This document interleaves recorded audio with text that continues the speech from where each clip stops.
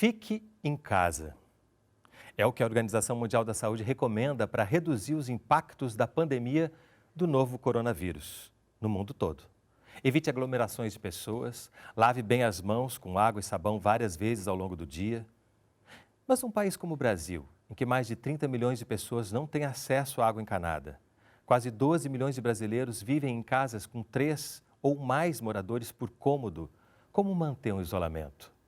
E como se manter em casa quando isso significa não conseguir recursos básicos para o sustento da família? No Sala de Convidados de hoje, a gente vai conversar sobre o coronavírus nas favelas. Imagina se esse vírus chega aqui. Gente, nós vamos morrer. É necessário mobilizar outro tipo de moradia provisória. Talvez a favor dessa população mais vulnerável exista, com mais força o princípio de solidariedade.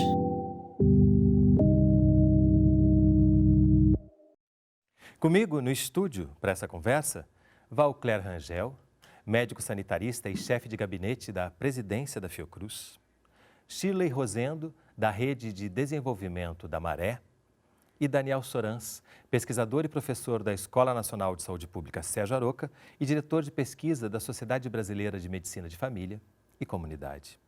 E você também é nosso convidado. Eu recebo as suas perguntas e comentários aqui ao longo do programa e trago para a nossa conversa. Envie pelo WhatsApp 021 99701 8122, pelas redes sociais do Canal Saúde ou pelo 0800 701 8122, ligação gratuita. O problema sempre existiu. Muita gente morando num mesmo espaço, sem saneamento básico, sem recurso para comprar sabão.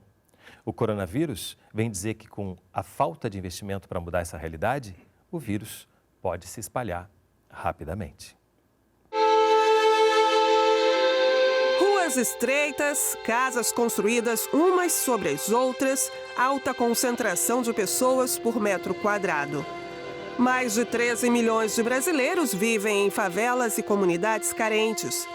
Segundo uma pesquisa feita entre os dias 20 e 23 de março, pelo Datafavela, em parceria com a Central Única das Favelas e o Instituto Locomotiva, 47% dos moradores vivem como autônomos e apenas 19% têm carteira assinada. Foram entrevistados mais de 1.200 moradores em 262 favelas de todo o Brasil, buscando avaliar os primeiros impactos da pandemia de coronavírus para a população de baixa renda. A pesquisa mostra que 7 em cada 10 famílias já tiveram a renda reduzida com o início do isolamento social. Nesse cenário, as ações de controle da disseminação do coronavírus se tornam um desafio ainda maior a se vencer. Faltam recursos para a compra de produtos de higiene, água para lavar as mãos e espaço para o isolamento. Fica evidente que interromper o convívio social é uma questão de saúde pública. Por outro lado, o aspecto socioeconômico compromete o confinamento domiciliar. Há casas com apenas um cômodo e vários moradores, e às vezes até sem banheiro. Se há suspeita ou diagnóstico da doença, cumprir a quarentena sem contato com outras pessoas é quase impossível. E, neste sentido, o risco de transmissão da Covid-19 aumenta exponencialmente. É necessário mobilizar outro tipo de moradia provisória. Então, é preciso convocar os hotéis, as instituições religiosas. Nessas instituições, essas pessoas podem ficar abrigadas, alojamentos estudantis. Nessas habitações provisórias, essas pessoas terão condições de se isolarem, de se manterem isoladas e não contaminarem as outras pessoas. Outro dado preocupante é o número de idosos que vivem nas comunidades. Eles são o grupo mais suscetível à infecção pelo coronavírus e representam 16% da população nas favelas. E na Rocinha, mais um agravante: a comunidade lidera os índices de tuberculose no Brasil. Um problema de saúde que, somado à infecção pelo coronavírus, aumenta surpreendentemente a mortalidade pelo vírus. Talvez a favor dessa população mais vulnerável exista, com mais força o princípio de solidariedade, mas isso não é suficiente para conter esses impactos. Então, precisamos de fato encarar isso como um fenômeno, que exige do Estado, da sociedade e do próprio mercado, por que não dizer, uma mudança radical dos rumos que se vinha tomando em termos de políticas sociais, de políticas econômicas, de política. Bom, sejam bem-vindos.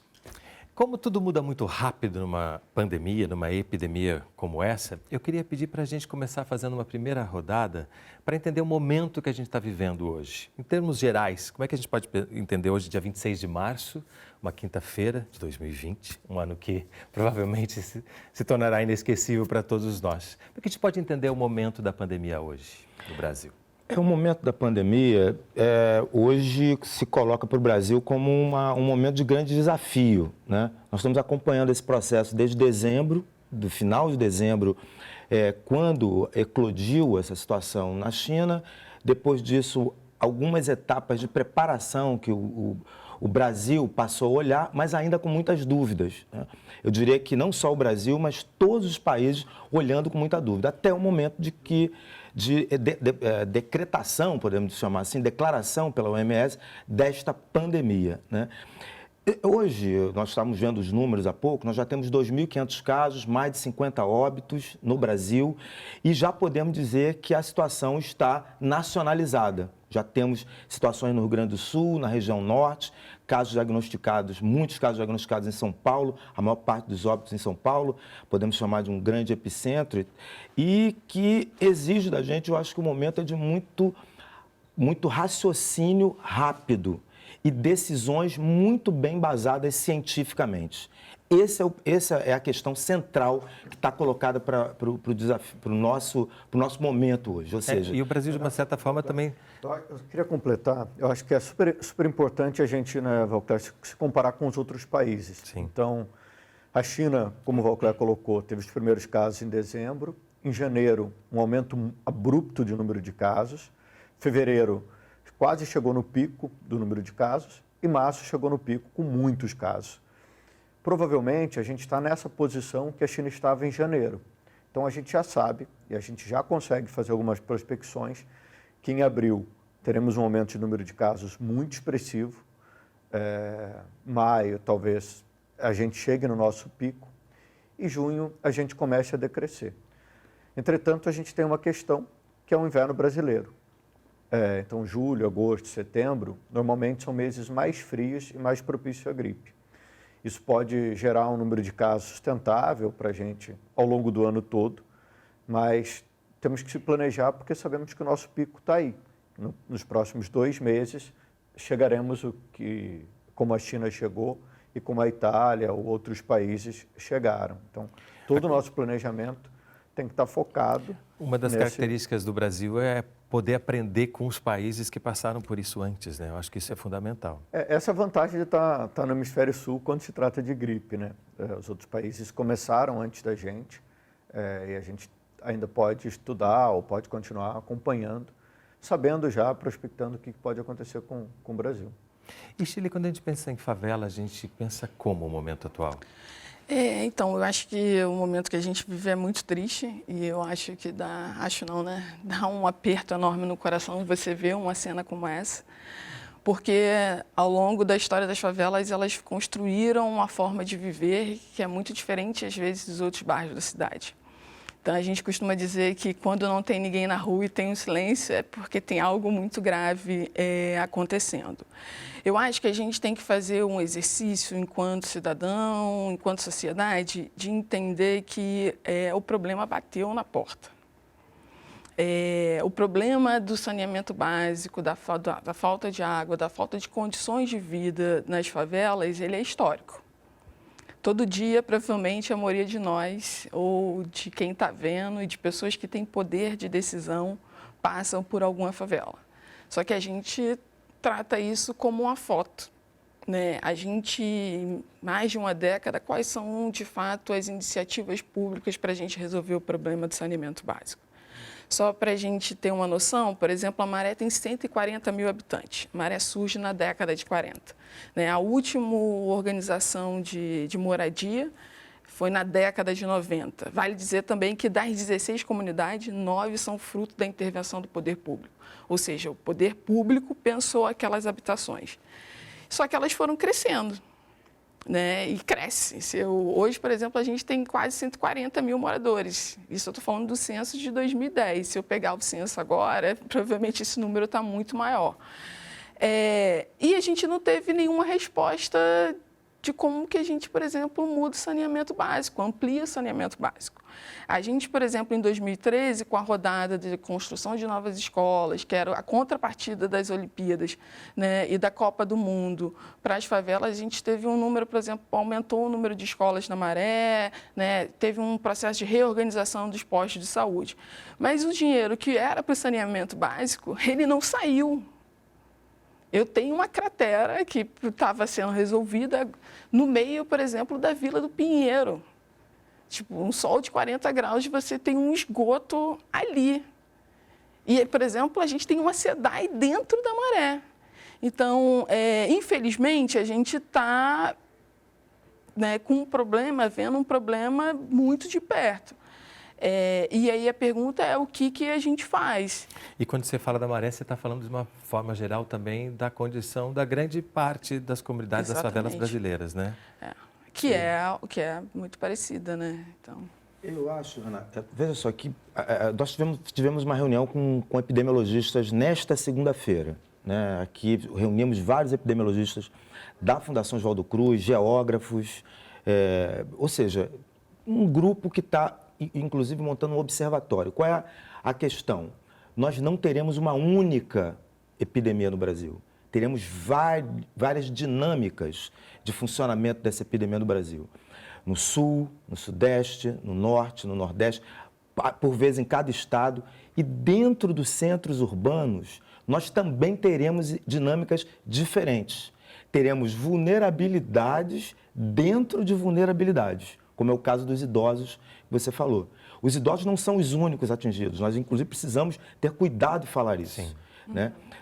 Nós estamos vendo, nos Estados Unidos, por exemplo, muitos casos de pessoas jovens que estão internando graves. Inclusive então, com alguns óbitos. Nós né? ainda não sabemos exatamente qual é o tamanho desta vulnerabilidade, mas sabemos que existe para a população carcerária, para a população de rua, para quem mora em moradias insalubres, objetivamente. Nós temos que falar isso.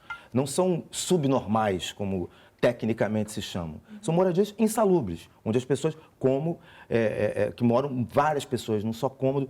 Então, o Estado vai precisar atuar rapidamente em torno dessas vulnerabilidades, se dirigindo para estas vulnerabilidades. E as pessoas também vão ter que se organizar e pensar como arrumam soluções. É o indivíduo, mas o Estado tem que estar muito presente para segurar essa onda. Vamos chamar assim. Um adendo junto, né, que o Walcler fala, é importante a gente entender que esses lugares não são insalubres porque as pessoas são porcas. Exatamente. Ou porque as pessoas não têm informação. Esses lugares se tornaram insalubres porque essas pessoas não puderam contar com o Estado. Por exemplo, a gente tem que se perguntar, por exemplo, a gente tem gente na Maré hoje que não tem acesso à água. Como que eu me protejo? Como que eu limpo a minha casa? Porque senão a gente tende a transferir o problema para o indivíduo. Então, as pessoas não estão limpando a mão porque elas têm acesso à informação e elas são porcas e etc. Não é? A gente tem um problema que é estrutural e que o Estado deveria pensar e responder. Né? Porque algumas alternativas dizem assim, então vai criar isolamento, por exemplo, vamos tirar os idosos da favela. Isso é uma questão que a gente precisa conversar, né, e dialogar de forma tranquila e fraterna. Né, porque como que você tira um indivíduo, por exemplo, como que eu tiraria a minha avó da minha casa? Todas as questões que partem daí, né? Porque você está protegendo por um lado, você também está tirando todas os vínculos, os laços, as possibilidades daquela pessoa se relacionar com os seus, né? E aí tem uma coisa que precisa de cuidado, e eu acho que é importante sempre ouvir as pessoas da favela, assim, o que vocês estão propondo de alternativa para isso? Porque senão a gente vai pegar medidas que são extremamente autoritárias. Falando em ouvir as não pessoas da favela, a gente tem várias participações aqui e eu queria contemplá-las todas. Então, vamos já começar com o Elivan da Silva, de Boa Vista, Roraima. Ele tem 24 anos, mora numa casa com 7 pessoas, 2 crianças de 4 e 9 anos. Todos os dias se desloca até o hospital onde sua avó está internada. Nesse hospital tem pessoas com suspeita de Covid-19. Como posso, pergunta ele, proteger minha família convivendo no mesmo espaço? Só lavar as mãos e ter cuidado com as roupas que uso para ir ao hospital é o suficiente? Devo usar máscara ou até mesmo luvas para ir ao hospital? Renata, é uma ótima pergunta e é uma pergunta que todo mundo se faz, assim. A Sociedade Brasileira de Medicina de Família e Comunidade criou um guia de atendimento e de orientação para as comunidades nas favelas. Está disponível no site da Sociedade Brasileira de Medicina de Família e Comunidade. E eu recomendo todo mundo que puder acessar e olhar. É um site, é um guia bem interessante. E ele traz algumas dicas simples de como a gente deve se portar. Então, caso tenha sintoma e more numa casa com muitas pessoas, como eu posso fazer para evitar esse contato? Então, é melhor que eu utilize máscara sempre. Pode ser uma máscara simples, uma máscara cirúrgica. Caso não seja possível, eu posso fazer uma máscara mais artesanal, uma máscara de pano mesmo, para evitar dispersar vírus para todo o domicílio. Também tem algumas orientações em relação à limpeza das mãos, a não compartilhar os talheres, tentar evitar ao máximo compartilhar copos e outras coisas. Então, o que ele deve fazer? Já que ele está em contato com o hospital, é importante que ele chegue em casa e tome banho, troque de roupa e utilize uma roupa e um sapato para ir ao hospital e evite trazer qualquer contaminação para dentro daquele domicílio. E caso ele tenha sintomas, ele tentar se manter o mais isolado possível.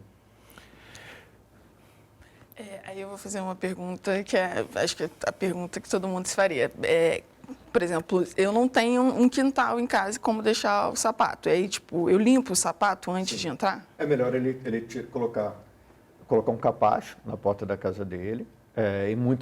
Na maioria das casas a gente já vê um pouco isso. E ele tira o sapato ali e entra com o sapato na mão, deixa num cantinho em casa, separa num cantinho. E, se for possível, fazer a asepsia das mãos, lavar as mãos e tentar deixar as mãos limpas antes de tirar o restante da roupa. Depoimento e pergunta de Alexandre, aqui do Rio de Janeiro, por WhatsApp. Minha preocupação é com as consequências desse momento para o resto de nossas vidas e para a vida das pessoas nessas comunidades. Para quando a epidemia passar, as pessoas entenderem o que tenho visto na última década, a glamorização do estilo de vida das favelas brasileiras pelas autoridades, por alguns representantes dessas comunidades e por quase toda a mídia. Isso vai de encontro ao que se entende por dignidade humana, ao direito básico do ser humano e ao cumprimento das obrigações do Estado de prover serviços nessas regiões. As favelas crescem sem nenhuma estrutura nem planejamento. As moradias não têm ventilação, são úmidas e grudadas umas nas outras. Gostaria de saber se não chegou a hora, após esse período de calamidade mundial, de levantar a bandeira de luta contra as ideias disseminadas com o objetivo aparente de agradar a opinião pública, conseguir votos, seguidores e a mídia não perder telespectadores, de nos unirmos em torno de ideias que levem a diminuir o tamanho dessas comunidades, construindo moradias dignas e serviços públicos de qualidade no futuro. Acho que ele vem na mesma direção que você abriu o programa, falando que esses problemas já estão aí há muito tempo e que pouco há movimentos no sentido de resolver esses problemas. Mas agora o vírus deixa isso tudo muito evidente, né? Então, essa preocupação de será que a gente vai aprender? Renato, tem uma preocupação muito grande, que às vezes a gente está muito preocupado com o isolamento social, as pessoas estão esquecendo que muitas pessoas não têm acesso a serviços básicos de saúde. Então, em muitas cidades, o Programa Saúde da Família ainda não chegou para essas pessoas, ou nesse momento está bastante fragilizado. Então, é fundamental também que os governos e que todas as autoridades se planejem como vão garantir acesso a serviços de saúde nas comunidades. Então, o Saúde da Família, que é a principal forma de acesso para as pessoas nas comunidades, como ele está estruturado? Ele vai ter capacidade para receber 90% das pessoas que vão ficar doentes, porque a maioria das pessoas que vão ficar doentes não vão precisar de um hospital, mas sim vão precisar de acesso aos serviços básicos de saúde. Esse planejamento vai ser fundamental também para identificar rapidamente os casos graves e remover para os hospitais. Isso você está falando agora, né? A gente tem que Agora, fazer isso de agora, hoje. né? E é o resumo de um problema que já vem de muitos anos. A questão da ampliação do saúde da família, do fortalecimento do saúde da família. Os municípios que se estruturaram para isso certamente terão um melhor desempenho em relação à mortalidade do que não. Garantir o acesso das pessoas na comunidade aos serviços de saúde vai ser tão fundamental quanto todas as outras medidas de isolamento, ainda mais nesse momento. Isso também é importante em relação aos hospitais. Então, a gente vê como ele mesmo falou, tem muita política envolvida nisso, querendo montar hospitais de campanha e que vão ficar prontos talvez depois da coisa. E os leitos que existem hoje? E os leitos dos grandes hospitais ou de várias cidades que estão fechados e que não estão abertos. Então, garantir o acesso à atenção básica e a uma estrutura hospitalar adequada vai fazer toda a diferença também nessa epidemia, principalmente nas comunidades mais pobres. Eu diria, isso que o Daniel tocou é fundamental, né? Reforçar o SUS, reforçar o Sistema Único de Saúde é a primeira coisa que tem que estar na agenda de todo governante, né? Ou seja, os agentes comunitários, médicos de família, os enfermeiros, farmacêuticos, a área de saúde mental. Eu estou defendendo, inclusive, que a gente tenha atendimento remoto, para as pessoas poderem conversar sobre esse isolamento remotamente. Só que, para isso, nós temos que prover internet para mais gente. Se a gente tem que sair dessa epidemia, dessa pandemia, como o colega colocou aí, né, de algum modo melhor, por exemplo, o gás tem que estar mais barato, a energia elétrica tem que estar mais barata, tem que ter mais internet para todo mundo, porque senão não vai conseguir acessar o site da Sociedade de Medicina de Família. Ou seja, tem que ter transferência de renda, as pessoas têm que ter dinheiro no bolso, elas vão saber se virar. E segurança, mas não uma segurança autoritária que chegue lá querendo fazer toque de recolher, como algumas pessoas muitas vezes acabam falando, isso é um absurdo. Quer dizer, nós precisamos sermos rápidos e colocar isso na agenda imediatamente, não é para a semana que vem, é para amanhã, entendeu? Você percebe que isso está prestes a acontecer, que isso está sendo... Como é que você vê a possibilidade disso acontecer logo? Bom, como tudo tem mudado do dia para a noite, eu espero que a notícia de amanhã seja que as clínicas da família da Maré vão receber mais agentes de saúde, mais médico, mais enfermeiro, porque não é o que a gente vê no cenário.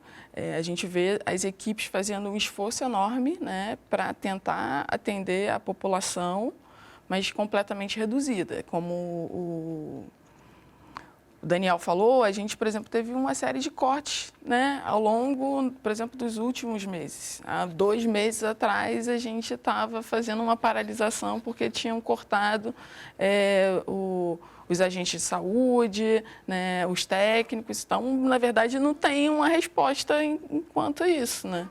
Por exemplo, a gente está numa campanha de vacinação. Eu escutei relatos de gente que foi ao posto, né, os idosos, mas voltou para ir num outro momento porque estava muito cheio. Então, infelizmente, o quadro não é bom. E não é bom, não tem a ver com as pessoas que estão ali atendendo, né? Tem a ver com essa distribuição de política pública. Porque né? esse é um outro aspecto, né? Há muita gente que está na linha de frente, que está corajosamente enfrentando essa pandemia, mas que está sendo sobrecarregado por tudo que já foi dito aqui, né? Porque, historicamente, essas comunidades e o próprio Sistema Único de Saúde não tiveram os financiamentos, a atenção, o apoio. E agora isso fica ainda mais evidente, né? A gente só teve corte, né? Os últimos governos, ou talvez os governos atuais, estão cada vez mais responsabilizando a população. Vocês têm que cuidar da moradia de vocês, da forma como vocês se alimentam e da saúde de vocês. Só que a gente não tem uma renda para isso. né? Nem é isso que a gente quer. É óbvio que a gente prefere por exemplo, as respostas vêm dos planos da saúde pública. Quem hoje tem plano de saúde particular vai, mas não vai ter o retorno que gostaria. Então, a gente tem uma necessidade, de fato, de reforço disso. Acho que é importante a gente entender também que o que a gente está falando aqui, acho que de formas muito diferentes, é que a gente precisa garantir direito nas favelas.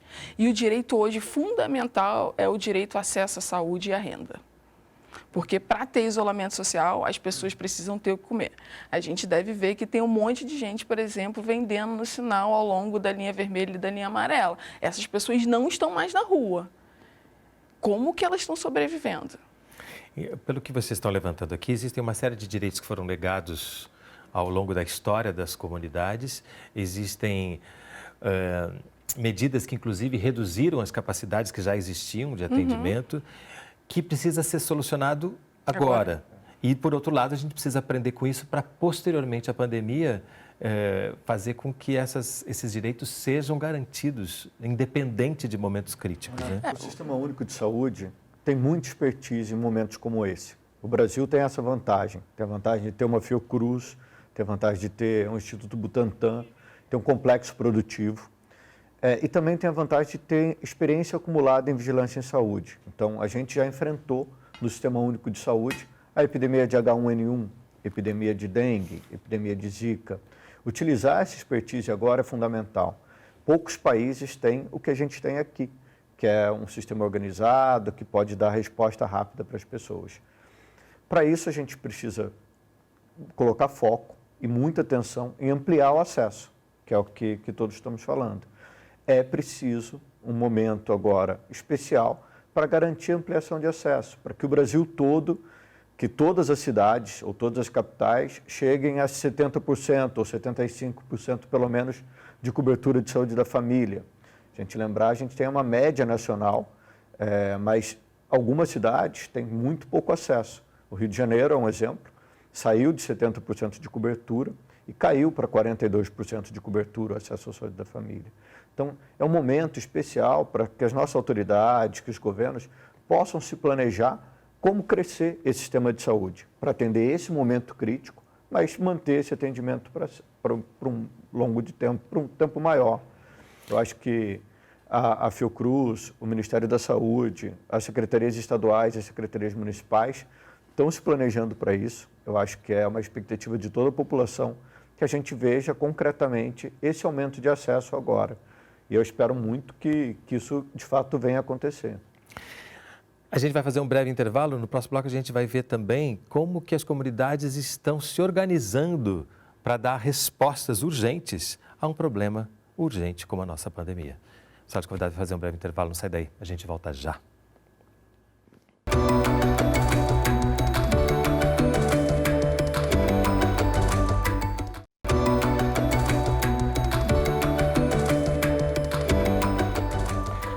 O Sala de Convidados está de volta conversando sobre coronavírus na favela. Comigo no estúdio para essa conversa, Valcler Rangel, médico sanitarista e chefe de gabinete da presidência da Fiocruz, Shirley Rosendo, da Rede de Desenvolvimento da Maré, e Daniel Sorans, pesquisador e professor da Escola Nacional de Saúde Pública Sérgio Aroca e diretor de pesquisa da Sociedade Brasileira de Medicina de Família e Comunidade. E você também é nosso convidado. Eu recebo as suas perguntas e comentários aqui ao longo do programa e trago para a nossa conversa. Envie pelo WhatsApp 021 99701 8122, pelas redes sociais do Canal Saúde ou pelo 0800 701 8122, ligação gratuita.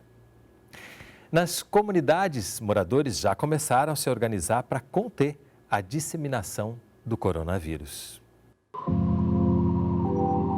Moradores de várias comunidades do país mobilizam redes sociais. Usam a criatividade e mandam ver na mensagem. O corona tá aí, devemos ficar espertos. Lave bem as suas mãos e comece a se cuidar. Em casa fica quietinho pro bagulho não espalhar. Põe a mão na consciência e evite aglomeração. Vamos fazer nossa parte pro bem da população. Ou até colocam todo mundo para malhar, como faz esta professora de educação física da comunidade do povoado São Brás, em Sergipe. Balanço pra cima, ó. 2, 3, 4, 5. Em comum, o mesmo objetivo: conscientizar a população mais socialmente vulnerável sobre os riscos de contaminação do novo coronavírus. Para nós brasileiros estarmos vivendo esse momento é muito complicado, porque a gente é dado ao afeto, a gente é dado ao abraço, a gente é dado a estar junto. A gente já fala a todo momento, estamos juntos, é nós por nós. E nesse momento a gente tem que falar, estamos juntos pela internet. É nós por nós pela internet. Eu tenho passado, muitos colaboradores, para muita gente aqui na nossa comunidade, como tem que se fazer. Lavar as mãos, não ter contato um com o outro, a distância de 1,5 metro. Isso é importantíssimo, gente. E ficar nas suas casas, né? Isso é muito importante para a gente vencer mais uma batalha. Conversei com alguns moradores também da região, onde me informaram que estão fazendo esse trabalho também de prevenção nos seus lares, né? Lavando as mãos, higienizando a casa, usando o álcool em gel. E também a nossa preocupação são os transportes públicos, tá?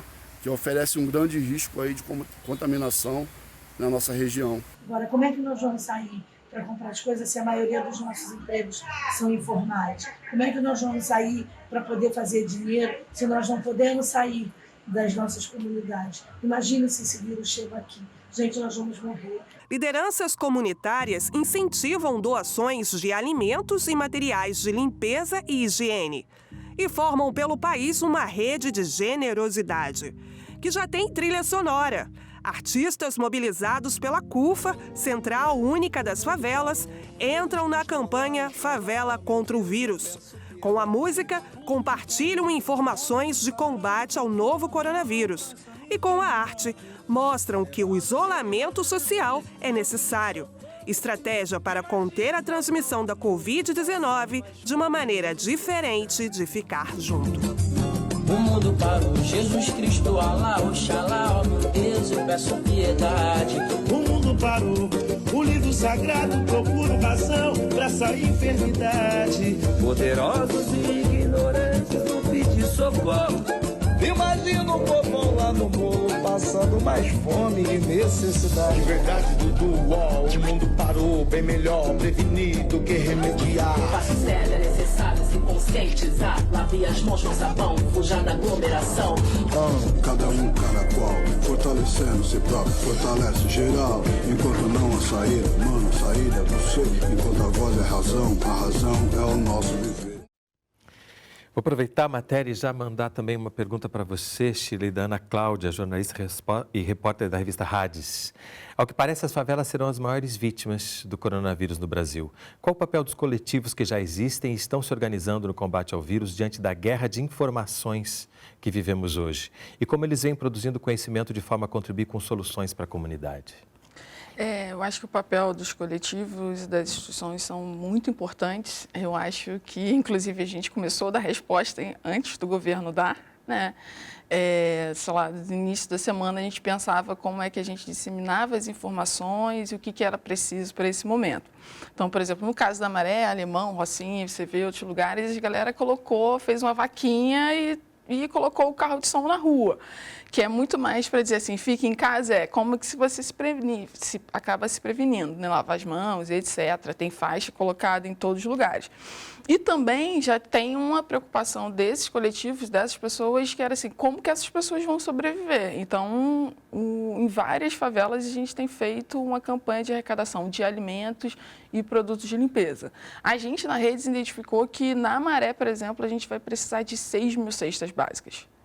A gente tem uma população de quase 140 mil habitantes, com pessoas que são muito vulneráveis, né, e que não têm renda. Então, a gente, inclusive, peço para quem esteja vendo o programa, possa ir lá no site da Rede, procurar a campanha contra o coronavírus e possa fazer doações para que a gente possa levar esses produtos a essas pessoas. Mobilizações, doações, tudo isso é muito importante, mas não exime a responsabilidade dos poderes, dos governos. Eu diria que hoje, eu diria assim, recado para os deputados e senadores: acabem com a emenda 95, acabem com o teto de gasto. O FMI está falando isso, não somos mais nós que estamos falando. O FMI já disse, não pode ter limite de gasto nessa hora. Ou seja, nós temos uma grande experiência com Bolsa Família. Vamos transferir renda em massa. Vamos pegar dinheiro e botar na mão das pessoas. Tudo bem, vamos fazer campanha de doações. A Fiocruz está fazendo também, está fazendo esse trabalho com as comunidades daqui, vizinhas nossas, com Maré e Manguinhos, organizando, inclusive, campanhas de doação, porque é tudo muito urgente. Mas o Estado tem que entrar. Nós estamos produzindo kits diagnósticos, nós vamos construir um hospital aqui na Fiocruz. Nós estamos fazendo, hoje, agora, está acontecendo uma coletiva com comunicadores sociais. Comunicadores sociais não, perdão, comunicadores de favelas. Tem 2 técnicos conversando com as pessoas, fazendo comunicação pública.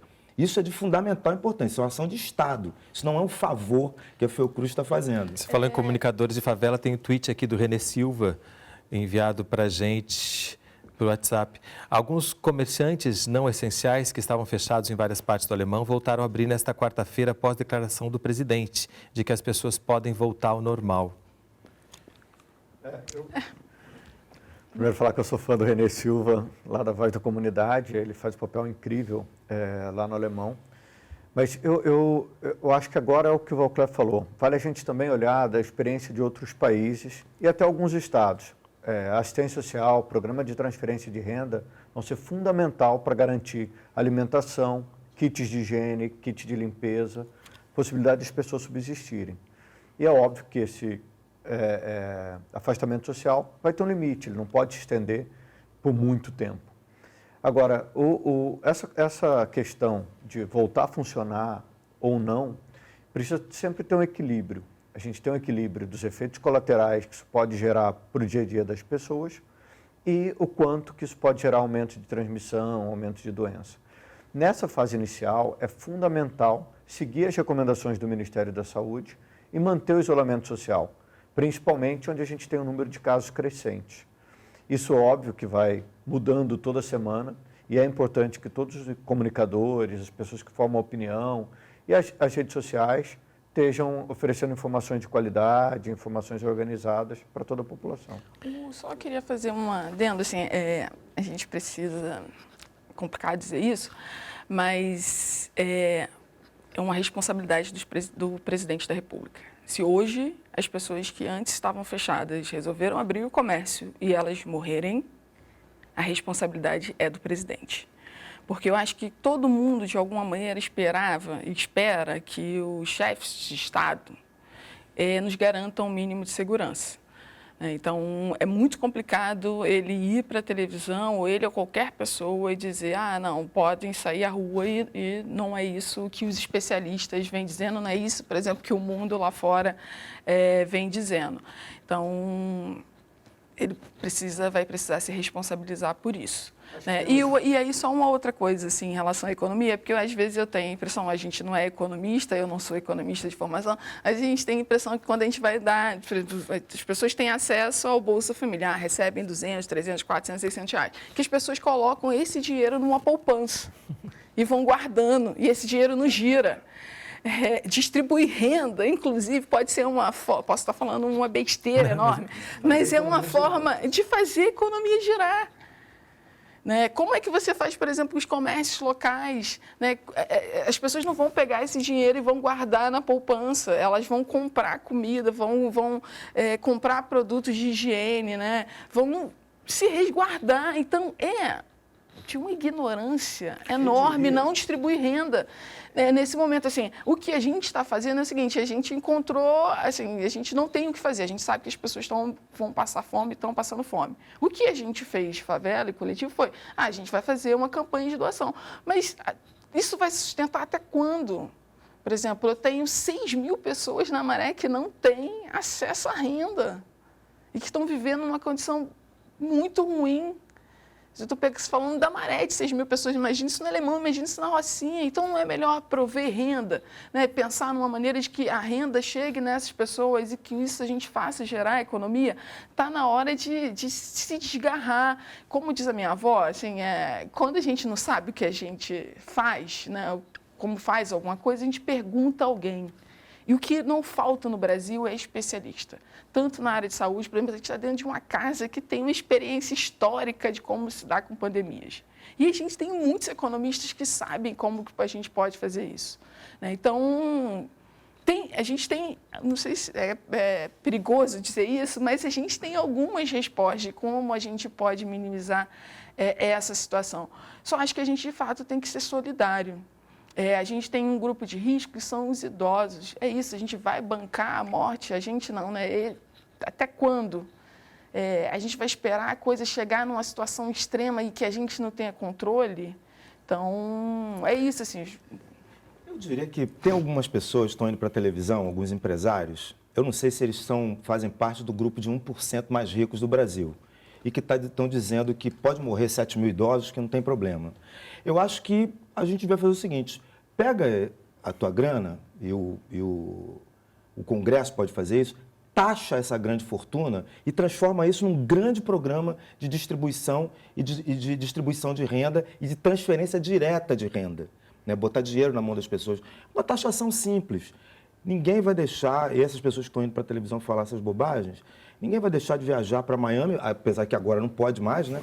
Ninguém vai deixar de fazer seus jantares, tomar seus vinhos maravilhosos, taxar essas pessoas. 1% da população, que ganha muito mais do que a grande maioria da população. Vamos taxar esse pessoal aí agora, durante 6 meses. Vamos testar, né? Vamos fazer um teste. Taxa, transfere renda, vamos ver que resultado vai dar. Depois, se não der certo, volta atrás. Pergunta de Max Bittencourt pelo Instagram. Moradores imunossuprimidos, portadores de HIV, sem condições de acesso à higiene básica e isolamento social, como irão se prevenir? Os imunossuprimidos têm que ter uma preocupação toda especial. E especial aqueles que também têm alguma doença respiratória e os idosos. O ideal é que eles tenham um cuidado especial da família e evitem contato social realmente. Evitar contato social é o principal jeito deles se protegerem atualmente. E contar com a solidariedade, com a colaboração de todos para evitar esse contato. Eu queria só complementar uma questão que o Ministério da Saúde tem um esforço imenso, está fazendo um esforço imenso para compatibilizar essas informações todas e todas essas diretrizes. É muito importante que se fortaleça a autoridade técnica do Ministério da Saúde e é muito importante que a comunicação seja única entre as 3 esferas de governo ou entre os próprios governos. Eu acho que esse é um esforço que a gente tem tentado fazer e que o Ministério tem tentado fazer ao longo desse tempo. E isso vai fazer toda a diferença para os imunossuprimidos, para os idosos, mas também para todas as pessoas da sociedade. A gripe também vai tirar muitas pessoas do dia a dia, também vai tirar muitas pessoas do trabalho. Então, não pensar que vamos liberar o isolamento social e vamos todo mundo para a rua, isso não vai evitar que as pessoas fiquem doentes? Não, as pessoas vão ficar doentes e também vão deixar o seu trabalho. E quando a pessoa está doente, ela tem que se preocupar em dobro com isso. Como eu vou fazer? Qual o meu planejamento? Se eu ficar doente, qual o serviço de saúde que eu vou procurar? Se eu ficar doente, como eu vou me alimentar e como eu vou ter alimento em casa para subsistir durante esse período, que pode durar 15 dias, mas pode durar muito mais do que isso. Se eu tiver a minha doença agravando, alguns casos de coronavírus, tem mais de 30 dias doente.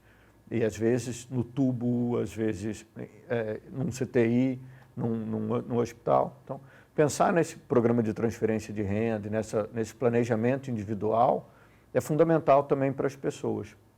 E as pessoas, obviamente, vão deixar de trabalhar, vão deixar de estar no dia a dia do seu serviço. Pergunta do Silvio Vale por e-mail. Gostaria de saber a opinião sobre o isolamento vertical. Qual a definição e como seria implantado? Olha, não sei se eu sou a melhor pessoa para responder sobre isso. Eu tenho ouvido falar sobre essa questão do isolamento vertical, que na verdade se refere a isolar pessoas específicas, como, por exemplo, idosos. Então, você provoca um isolamento de idosos, né?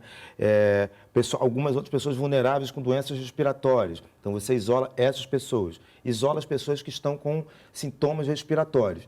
Pessoal, nós não temos nenhuma evidência científica, até o momento, que eu conheça, que coloque isso como uma alternativa razoável para a contenção da pandemia. Portanto, eu diria que ela precisa passar pela análise de especialistas para poder ter alguma validade. Minha opinião é essa, quer dizer, eu não vejo isso como uma medida a ser tomada, como está sendo propalado na internet, que é o que vai salvar a economia do país. O que vai salvar a economia do país, como a gente conversa com alguns economistas, inclusive com economistas que nunca defenderam a transferência de renda, que sempre defenderam o teto de gastos, esses economistas já mudaram sua opinião durante esse período, em uma semana, né? Em uma semana mudaram a opinião. Então, por que em uma semana a gente também não faz isso? Não pega esses recursos, ao invés de estar falando só de isolamento, e faz um grande mutirão de arquitetos e engenheiros para fazer um super programa voltado para a questão das moradias, né? Por que não fazemos isso? Eu acho que a gente tem condição de fazer. Acho que isso que você está falando vem também como resposta para José Antônio, aqui do Rio de Janeiro. Que estratégias podem ser adotadas para combater a necropolítica em proteção aos segmentos mais vulneráveis da sociedade? E como os segmentos mais vulneráveis sobreviverão diante dos riscos decorrentes da pandemia? Não sei. A gente vem tentando, né?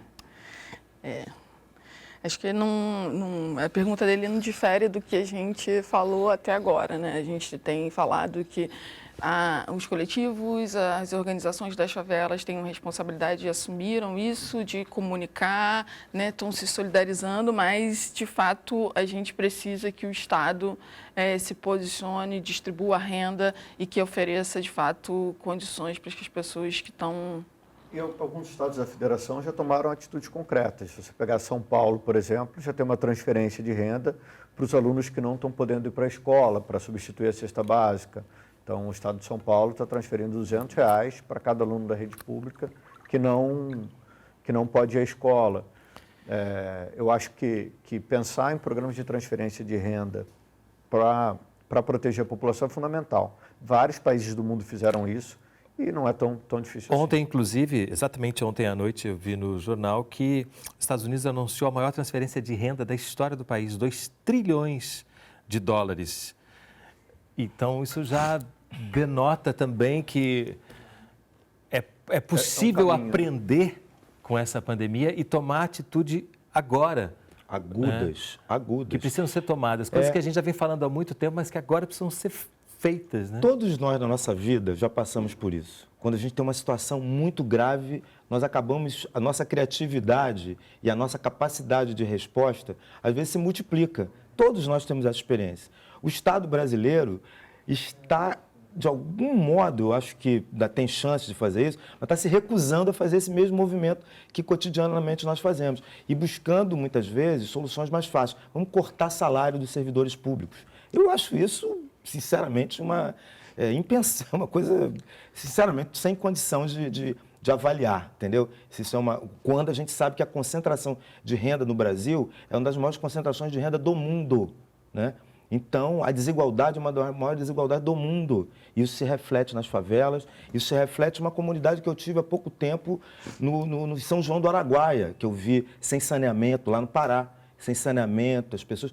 Assim, nós temos essas situações, não são só nos grandes centros urbanos. Nós temos grandes periferias em outros estados que, como esse exemplo que eu dei, que precisam também da mesma situação. E a gente pode se antecipar nisso. Nós já sabemos que isso existe. O IBGE sabe que existe, o IPEA sabe que existe, a Fundação Oswaldo Cruz sabe que existe, os governos sabem que existe. Então, vamos dirigir os nossos esforços para essas pessoas mais vulneráveis. Tem uma foto, inclusive, aqui, junto com o depoimento de Simone Cláudio, da comunidade do Tuiuti, em São Cristóvão, aqui no Rio de Janeiro, que é: as crianças estão brincando todas juntas, bebendo da mesma garrafa de água e pulando nas águas sujas de esgotos. Os pais não conseguem segurar as crianças dentro de casa por conta do Covid-19. Esse é o momento que os pais têm que ter muito cuidado e evitar o contato entre as crianças. Se as aulas estão suspensas, não é férias, não é para você ficar brincando com as outras crianças. tem que tentar montar estruturas ou tentar montar atividades com as crianças que evitem contato. Então, fazer um desenho, tentar planejar, ou manter a rotina de estudo, e se tiver um familiar que possa acompanhar essa criança com o livro didático dela, ou até mesmo com a internet ao longo do dia, isso é fundamental. E tentar mudar um pouco os hábitos dessas crianças e evitar que elas fiquem brincando aglomeradas ou juntas. Aliás, mudança de hábito é para todos nós, né? Que não é fácil, não é fácil. Para ninguém é fácil, para uns é mais difícil, que é disso que se trata esse programa, né? Todo mundo está tendo que fazer algum tipo de transformação, concessão, modificação na sua maneira de viver, de estar no mundo. O que a gente está alertando aqui é que para algumas pessoas isso às vezes é mais difícil e às vezes é impossível. Então é necessário realmente que haja uma mobilização dos poderes públicos para que, junto com a criatividade e com a mobilização das pessoas, a gente tenha respostas, volto a dizer, agora, né? A gente não está falando para depois, a gente espera que muita coisa se aprenda, inclusive com você falou, né, com acabar com a limitação dos gastos, que a gente aprenda isso para depois, mas há muita coisa para se fazer agora, né? Isso desperta uma questão que eu acho que é o seguinte, a gente está de fato preocupado com como a gente providencia, né, alimento e equipamento de higiene, mas acho que talvez a gente precise fazer uma campanha de doação de brinquedos, né?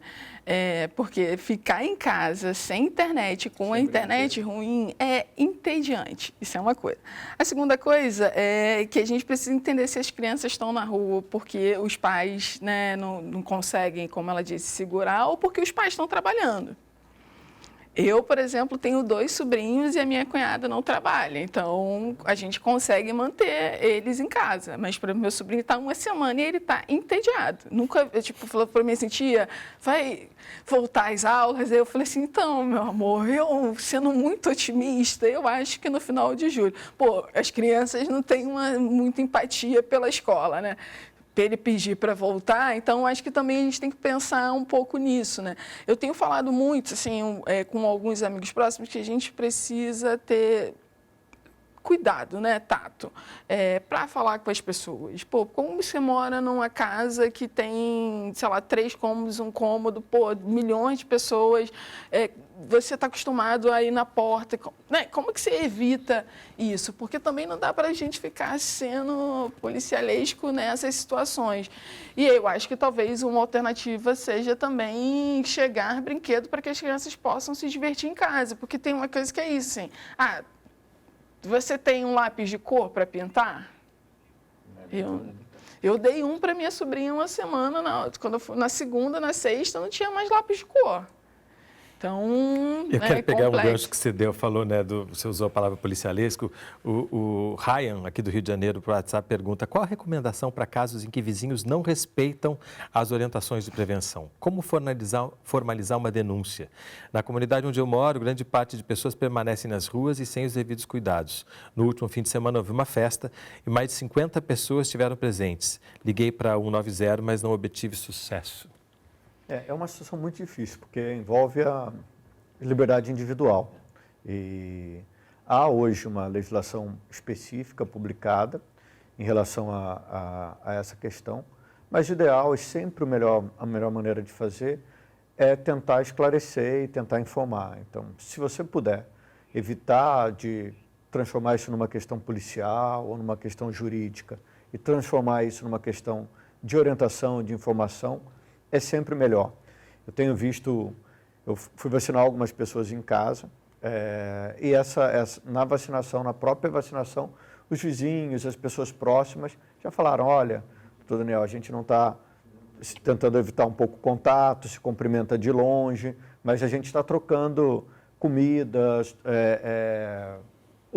utensílios de limpeza. Falei: olha, é importante manter esses utensílios limpos, evitar o contato, lavar as garrafas, não compartilhar os talheres. Mas essa rede de solidariedade, de informação, vai ser fundamental para evitar isso. Se puder evitar a judicialização ou o aparato policial nisso, vai ser muito melhor. Aproveitar que você falou em comida, pergunta do nutricionista Ronisson Thomas, Rio Grande do Norte. Como está o acesso aos alimentos adequados pelos moradores de favela? Existem feiras sendo realizadas ou algo parecido? Sabemos que o direito humano à alimentação adequada deve ser assegurado e garantido e, nesse momento, é mais uma problemática. O que a gente soube é que as feiras foram suspensas, né? Essas feiras grandes, por exemplo, a gente tem uma tradição da Feira da Teixeira, na Maré, que vem gente de todos os locais. Não teve feira, né?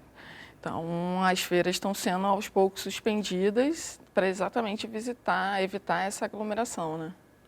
Depoimento de Mara Adel. Faço parte da Rede Feminina Nacional de Economia Solidária.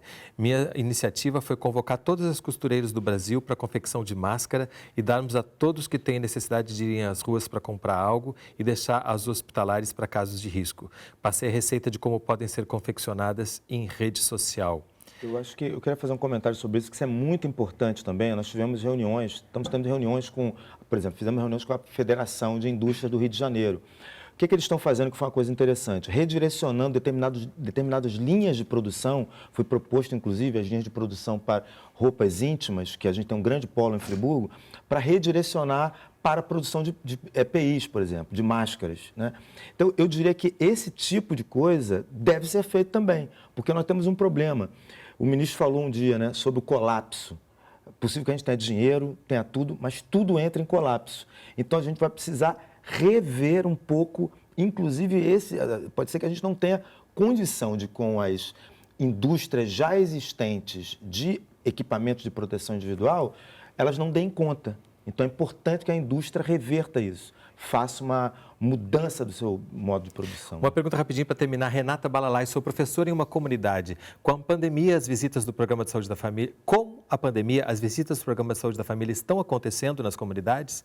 Como que estão lidando com as questões já existentes, doenças crônicas, por exemplo, que são acompanhadas pelos profissionais? Renata, para as questões essenciais, sim, as visitas estão acontecendo na maioria dos municípios do país, para evitar que um paciente diabético, hipertenso, uma grávida, tenha suas consultas mantidas e consiga acesso à medicação.